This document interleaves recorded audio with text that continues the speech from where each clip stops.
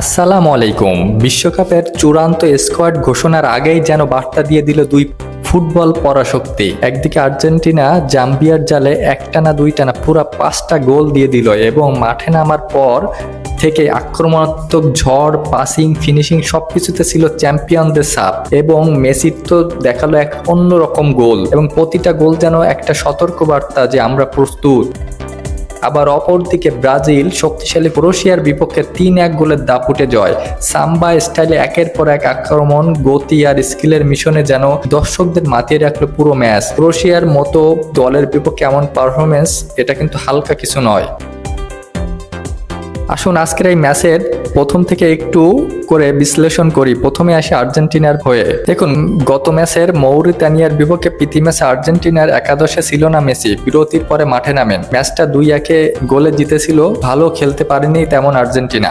আজ জাম্বিয়ার বিপক্ষে প্রীতি ম্যাচে মেসিকে একাদশে খেলানোর কথা আগেই জানিয়েছিল আর্জেন্টিনার কোচ লিওনেল স্কালোনি। সে অনুযায়ী মেসি যেমন শুরু থেকেই খেলতে থাকেন পুরো সময়, তেমনি আর্জেন্টিনা খেলায়ও ফিরেছে ছন্দে। আফ্রিকান দলটির সাথে 5-0 গোলে উড়িয়ে দেয় স্কালোনি বাহিনী। দুই অর্ধে 2টি করে গোল করে আর্জেন্টিনা, অন্য গোলটি আত্মঘাতী। প্রথম অর্ধে গোল করেন হুলিয়ান আলভারেজ ও লিওনেল মেসি। মেসির গোলটা ছিল অসাধারণ। বিরতির পর 50 মিনিটে প্লান্টি থেকে গোল করেন নিকোলাস ওটামেন্ডি। এর 18 মিনিট পর আত্মঘাতী গোল জাম্বিয়ার ডিফেন্ডার ডমিনিক চান্দার।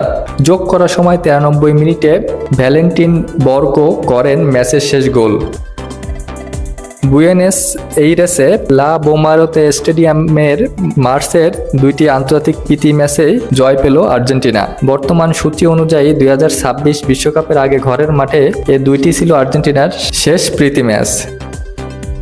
অন্য অর্থে বিশ্বকাপের প্রস্তুতি ম্যাচ। সম্ভবত এই কারণেই 8 জন বদলি নামান স্কালোনি। এমনকি ম্যাচের 74 মিনিটে গোলকিপার এমিলিয়ানো মার্তিনেজকে তুলে সুযোগ দেন হুয়ান মুসোকে।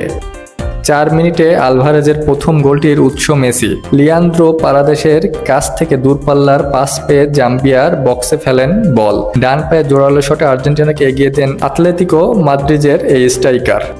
প্রথমার্ধ শেষ হওয়া 2 মিনিট আগেই গোল পান মেসি। জাম্বিয়ার বক্সে অ্যালেক্সিস ম্যাক্স অ্যালেস্টিকের সঙ্গে 1-1 খেলে নিচু শটে গোল করেন। আর্জেন্টিনার জার্সিতে দেশের মাটিতে এটাই হতে পারে মেসির শেষ গোল। 40টি আলাদা জাতীয় দলের বিপক্ষে গোল হয়ে গেল মেসির, আর্জেন্টিনার খেলোয়াড়দের মধ্যে যা সর্বোচ্চ। এবং 50 মিনিটে আর্জেন্টিনার প্লান্টি পাওয়ার নৈপথ্যে থিয়াগো আলমাদা জাম্বিয়ার বক্সে ফাউলের শিকার হন তিনি। রেফারি প্লান্টির বাঁশি বাজান, স্ফটিক প্রতিদ্বন্দ্বীর দিকে দেন মেসি। দেশের মাটিতে জাতীয় দলের জার্সিতে এটাই হয়তোবা শেষ ম্যাচ ওটামেন্ডির। আর্জেন্টিনার চতুর্থ গোলটি আদায় করেছে ক্রমাগত চাপ তৈরি করে। শট ক্লিয়ার করতে গিয়ে চান্দায় পায়ে লেগে বল জালে ঢোকে। বিশ্বকাপের আগে আর্জেন্টিনার আরও 2টি প্রস্তুতি ম্যাচ খেলার পরিকল্পনার কথা জানিয়েছিল দেশটির গণমাধ্যম।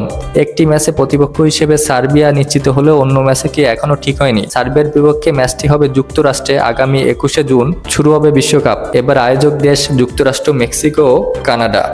এবার আসুন যে ব্রাজিলের এবং ক্রোয়েশিয়ার ম্যাচের দিকে। দেখুন, বিশ্বকাপের চূড়ান্ত স্কোয়াড ঘোষণার আগেই আয়ারল্যান্ডের ক্যাম্পিও স্টেডিয়ামে শেষ প্রীতি ম্যাচ খেলল ব্রাজিল। তাতে ফল সন্তোষজনক। ক্রোয়েশিয়াকে 3-1 গোলে হারিয়ে দিয়েছে কার্লো আনচেল্লোতির দল। আগের ম্যাচে ফ্রান্সের বিপক্ষে হারের একাদশে 6টি পরিবর্তন আনেন ব্রাজিলের কোচ আনচেল্লোত্তি।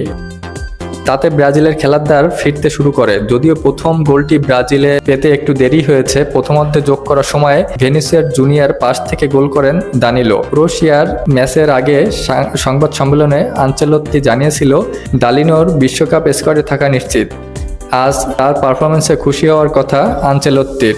ম্যাচের 84 থেকে পরবর্তী 8 মিনিটের মধ্যে হয়েছে আরও 3 গোল। 84 মিনিটে ফ্লুকের পাস থেকে ক্রোয়েশিয়ার সমতা সূচক গোলটি করেন লার্ভো মেজর। এর 4 মিনিট পর প্লান্টি থেকে গোল করা ব্রাজিলকে আবারও এগিয়ে দেন ইয়োক থিয়াগো। যোগ করা 92 মিনিটের সময়ে গোলটি করেন গ্যাব্রিয়েল মার্তিনেল্লি। অর্থাৎ 5 মিনিটের মধ্যে ক্রোয়েশিয়ার জালে 2 গোল করেন ব্রাজিল। দানিলোর গোলে বড় অবদান ভিনির। ম্যাথিয়াই কুনেহার পাস থেকে তিনি ডিফেন্ডারকে কাটিয়ে গোল বানান রিয়াল মাদ্রিদ তারকা। ক্রোয়েশিয়ার বিরতির পর একটু দাপট বিস্তার করে খেলেছে। গোলটি তারই ফল।